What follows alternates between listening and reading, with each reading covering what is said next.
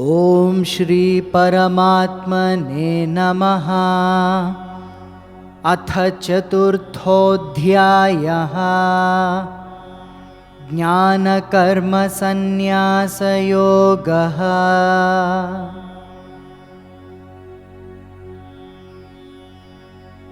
श्रद्धावान् लभते ज्ञानम् तत्परः संयतेन्द्रियः। ज्ञानं लब्ध्वा परां शान्तिम् अचिरेणाधिगच्छति।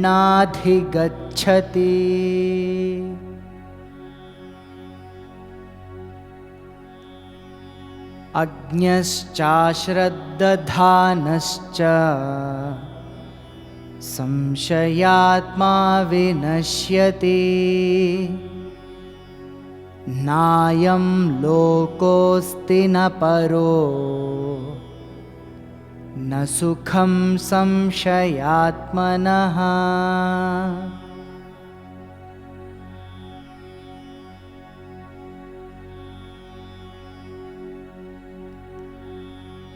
योगसन्न्यस्तकर्माणम्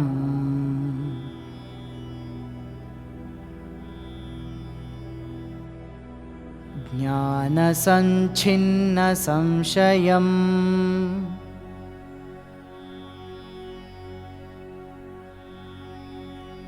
आत्मवन्तं न कर्माणि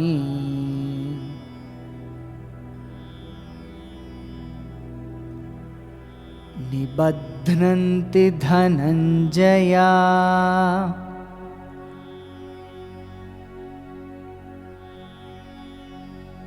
योगसन्न्यस्तकर्माणम्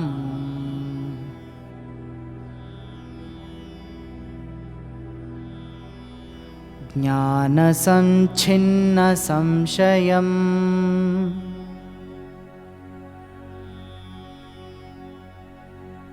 आत्मवन्तं न कर्माणि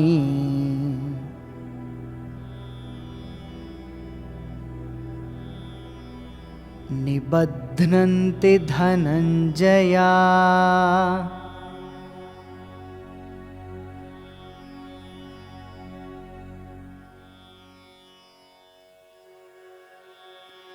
Yoga sannyasta, one who has renounced by yoga, karmanam, the fruits of actions, jnana, by wisdom, sanchinna, cut asunder, samshayam, doubts, atmavantam, situated in the self, na, not, karmani, actions, nibadhnanti, bind, Dhananjaya, O Arjuna, the conqueror of wealth.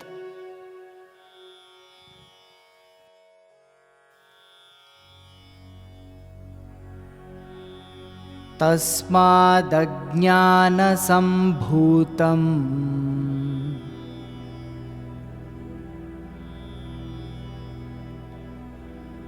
हृत्स्थं ज्ञानासीनात्मनः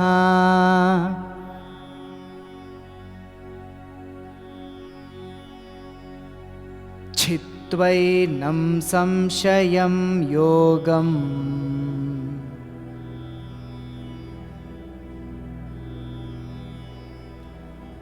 आतिष्ठोत्तिष्ठ Bharata.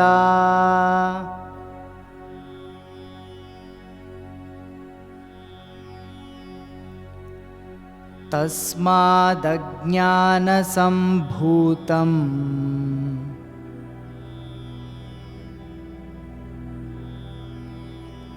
हृत्स्थं ज्ञानासीनात्मनः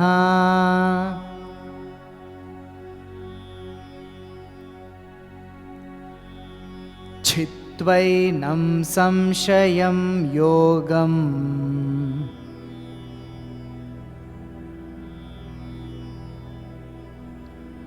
आतिष्ठोत्तिष्ठ Bharata.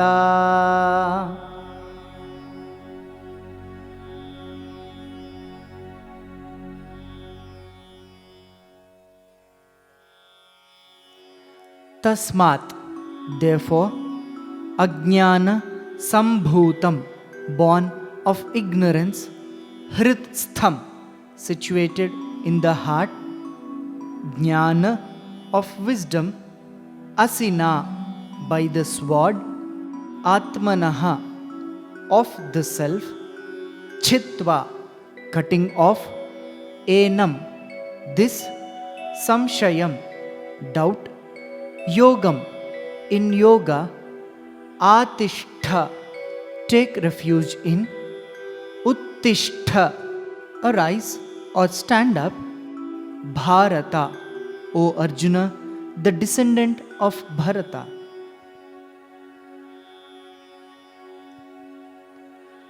The ones established in the knowledge of the self neither shun work nor get entangled in it. Free from the bondage of action, they perform all their duties as a sacrifice at God's feet. Having cast away from their minds doubts born out of ignorance, they remain God-centered and firmly established in the path of Karma Yoga.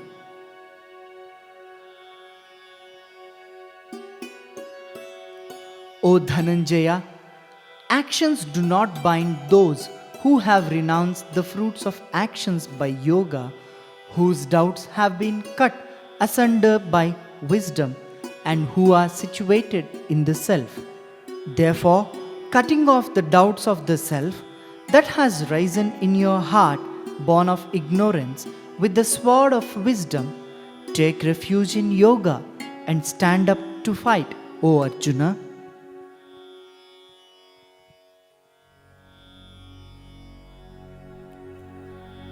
योगसन्न्यस्तकर्माणम् ज्ञानसञ्छिन्नसंशयम्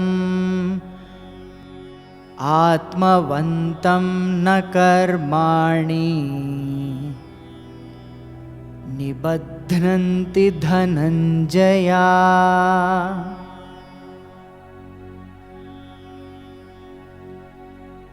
योगसन्न्यस्तकर्माणम् ज्ञानसञ्छिन्नसंशयम् आत्मवन्तं न कर्माणि निबध्नन्ति धनञ्जया.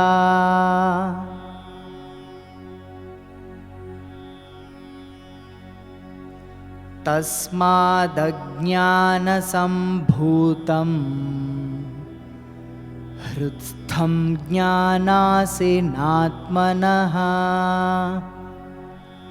छित्त्वैनं संशयं योगम् आतिष्ठोत्तिष्ठ भारत.